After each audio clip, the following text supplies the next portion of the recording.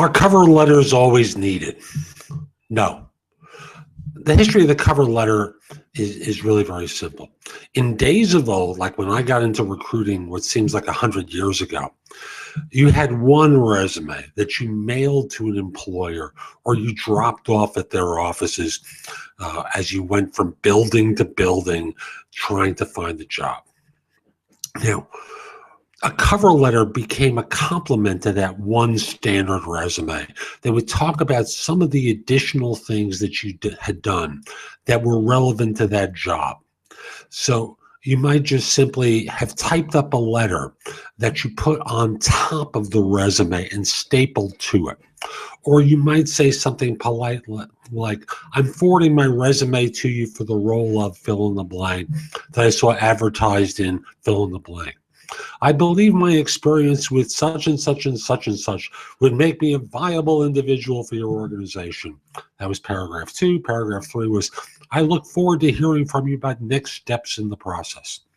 Or, if you were doing drop-offs that day because you had no idea if there was a job, I am you do one of those, self-promotion type of things, staple it to your resume and use it as a sales tool. Now, obviously cover letters aren't used for that purpose anymore. And no, if your background as demonstrated on your resume shows that you fit the requirement perfectly, you don't need a cover letter. However, few resumes do. So why not use it as a sales opportunity to promote yourself? Now, I want to be clear. You don't use a cover letter as an attachment with your resume. You use the body of the email like the old cover letter. And what do you do? How do you demonstrate the fit? And it's really very simple.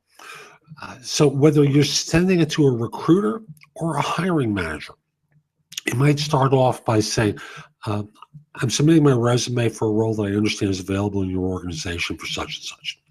My understanding is this is what you're looking for. In the left-hand column, you put a list of skills.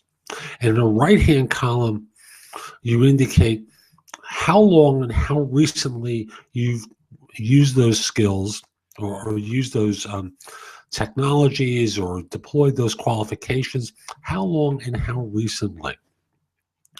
And then if you don't have one or two of those items, you omit them from your list. Then from there, you conclude by saying, as you can see, I match up very strongly with your position.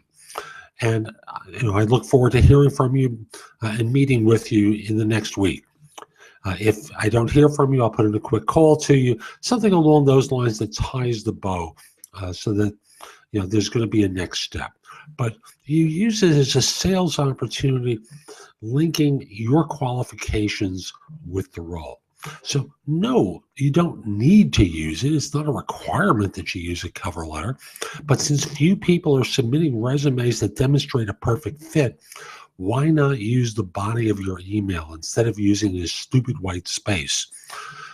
Use it as a sales opportunity to promote yourself.